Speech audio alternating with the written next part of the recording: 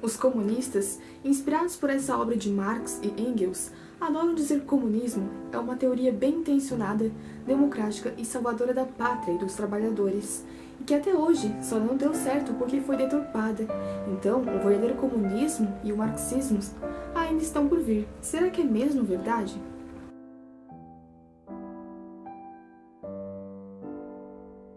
Olá! No vídeo de hoje eu vim cumprir o desafio da tag Roleta Russa que eu fiz aqui no canal. Se você ainda não viu, assista. Eu vou deixar o link aqui embaixo.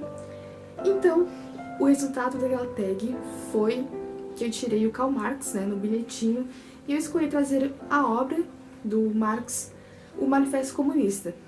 Esse livro foi escrito não só pelo Marx, mas também pelo Friedrich Engels. E eu escolhi essa obra porque eu acho que tem um assunto bastante interessante, que é o principal, que foi a marca, eu acho, de Karl Marx, que é a teoria comunista. Eu li esse livro e refleti bastante sobre ele, e eu só confirmo o que eu disse naquele vídeo da tag. Lá eu falei que é muito importante nós lermos coisas que nós não gostamos, livros e autores que fundaram temas, que nós criticamos, que não concordamos, como eu e o comunismo, eu critico tanto essa teoria. Então, eu resolvi ler de fato esse livro. Então, nesse vídeo, eu vou trazer algumas partes do livro, algumas reflexões, e eu convido vocês para refletirem junto comigo e analisarem essa obra. Este vídeo vai ser bastante objetivo e eu vou falar os principais objetivos do comunismo apresentado na obra O Manifesto Comunista, mas se você quer se aprofundar mais, eu recomendo você a ler o livro e não a se basear nesse vídeo. Esse vídeo é a minha opinião, a minha análise, e é claro, uma análise baseada realmente nas palavras dos autores, mas é claro que para quem quer estudar sobre esse assunto deve ler o livro. O livro ele é dividido em alguns capítulos que falam sobre a burguesia, o proletariado, o socialismo, o comunismo, enfim. Eu vou tratar mais do capítulo que fala sobre os proletários e comunistas. É esse o nome do capítulo. Então eu disse que iria falar sobre os objetivos do comunismo, e aqui está na página 32. A meta imediata dos comunistas é a mesma de todos os outros partidos proletários: a formação do proletariado em uma classe, a derrubada da supremacia burguesa, a conquista do poder político pelo proletariado. O objetivo é bastante claro. A intenção é dar o poder político aos proletários, aos trabalhadores, ou seja, é transformar a classe do proletariado em classe dominante. Essa classe, ela necessita de um representante, mais especificamente, ela precisa de um líder, que acaba ficando com todo o poder. Marx e Engels acreditavam que o comunismo seria democrático, porque ele acreditava que o líder, que representaria a classe trabalhadora, faria a vontade dos trabalhadores. Se era feita a vontade do povo, então o povo estaria no poder. Mas essa democracia, ela não deu certo, como podemos ver. Então Marx e Engels ou acreditavam ou fingiam acreditar. Posteriormente, neste capítulo, o livro vai colocar algumas ações bastante autoritárias desse regime comunista, que precisariam ser realizadas essas ações. Então são 10, e eu vou falar todas, mas me aprofundar em algumas, A primeira é a abolição de propriedade em terra e a aplicação de todos os aluguéis de terra para fins públicos. O segundo, um imposto de renda pesado, progressivo ou gradual. O terceiro é a abolição de todo o direito de herança, ou seja, você não tem mais o direito de dar o que você juntou na sua vida para as pessoas que você ama, E isso se você conseguisse juntar alguma coisa nesse sistema comunista. O quarto é o confisco das propriedades de todos os imigrantes e rebeldes. E eu fiquei bastante pensativa ao ler esses rebeldes, Quem seriam os rebeldes? Será que seriam as pessoas que contestariam esse Estado, este governo? Será que quer dizer que se você questionar esse regime, esse governo, o Estado vai tirar tudo que você tem? Acho que isso é bastante opressor, viu?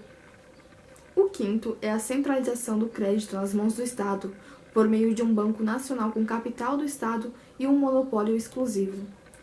O sétimo é a extensão de fábricas e de instrumentos de produção possuídos pelo Estado, levar o cultivo à terra inculta e a melhoria do solo em geral de acordo com um plano comum. O oitavo é responsabilidades iguais para todo trabalho, estabelecer exércitos industriais, em especial para a agricultura. O nono é combinar as indústrias de agricultura com a de manufatura, a abolição gradual das distinções entre cidade e campo, com a distribuição mais igual da população no país. O 10º eu achei o mais interessante e diz o seguinte: educação gratuita para todas as crianças em escolas públicas. Abolição do trabalho infantil em fábricas de modo atual, combinação de educação com produção industrial e etc. Eu quero me aprofundar mais neste último item, então vou voltar um pouquinho neste capítulo e ler uma partezinha que diz: mas, dirão vocês, estaremos destruindo a mais abençoada das relações ao trocarmos a educação no lar pela social. E a sua educação? Não é ela também social e determinada por condições sociais sobre as quais você educa, por intervenção direta ou indireta da sociedade nas escolas e etc.? Os comunistas não inventaram a intervenção da sociedade na educação.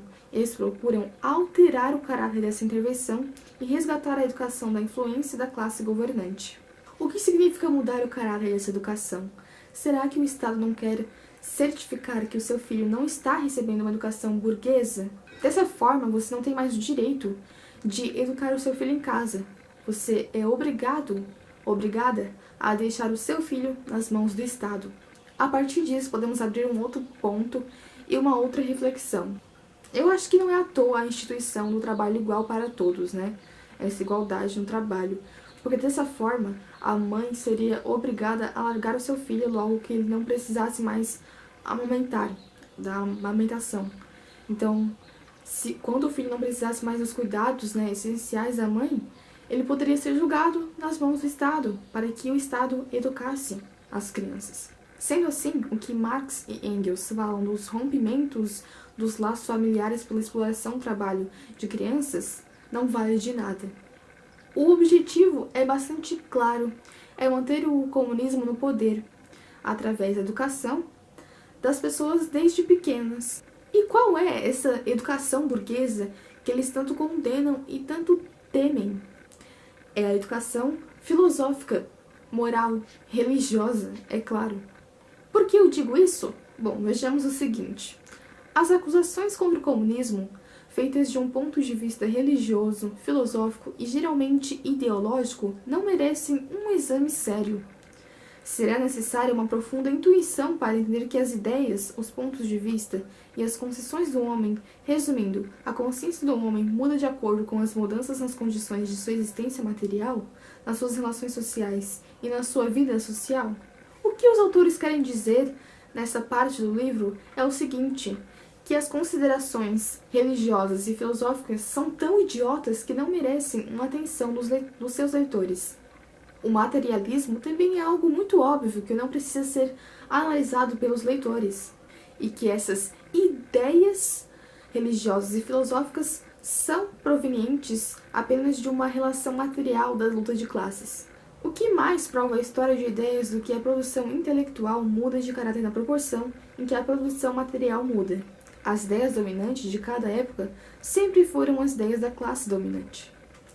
Neste parágrafo, eles dizem que ideias não têm valor algum, que são apenas abstrações provenientes de uma relação social, material, da luta de classes. E aí talvez alguém tenha pensado: ué, mas o comunismo não é uma ideia? Ah, mas Marx e Engels não eram tão inocentes assim. Eles perceberam que seus leitores talvez, pensassem nisso. E aí eles escreveram assim: suas conclusões teóricas não estão baseadas de modo algum em ideias ou princípios que foram inventados ou descobertos por este ou aquele futuro reformador universal, mas são apenas expressões generalizadas das condições de uma luta de classes que existe de fato, de um movimento histórico que se passa diante de nossos olhos. Entenderam? Eles disseram que o comunismo não são ideias, é como uma ciência exata que não se pode contestar e que se pode conhecer através do empirismo. Uma espécie de comunismo científico que não se pode contestar, assim como a ciência. Entenderam a estratégia? Dessa forma, dizendo que não é uma ideia, eles podem condenar todas as outras ideias, apresentando elas como se fosse apenas algo material, algo banal, e o comunismo como algo profético. Mas voltando um pouco à educação das crianças, Marx e Engels perceberam que a educação para as crianças era muito importante, a doutrinação, para que o comunismo se mantivesse no poder. Mas o que eles não tinham percebido é que essa educação para crianças devia ser colocada em prática antes mesmo de o comunismo chegar ao poder. Mas isso foi percebido alguns anos depois por pessoas como Antônio Gramsci, Theodor Adorno e Herbert Marcuse. Mas isso é um assunto para outro vídeo. Eu acho que é preciso muita confiança na capacidade administrativa do governo para acreditar que o Estado possa administrar os vários setores da sociedade e as várias empresas. Apenas com a análise que eu fiz aqui no vídeo é possível perceber o autoritarismo que se concretizou na prática. E avaliando e analisando mais profundamente esse livro, essas avaliações deste autoritarismo só se confirmam. O comunismo ele não foi deturpado. Não houve distorções enormes da teoria que foram colocadas em prática. Também não houveram acidentes históricos. O comunismo é ditatorial e autoritário por natureza. O comunismo se tornou na prática o que foi projetado para ser a teoria. Ainda que os autores ou as pessoas que lutam a favor do comunismo tenham uma boa intenção, não muda o fato de que o comunismo foi projetado teoricamente para ser uma ditadura. Sempre foi assim e sempre será. O comunismo de Marx já aconteceu.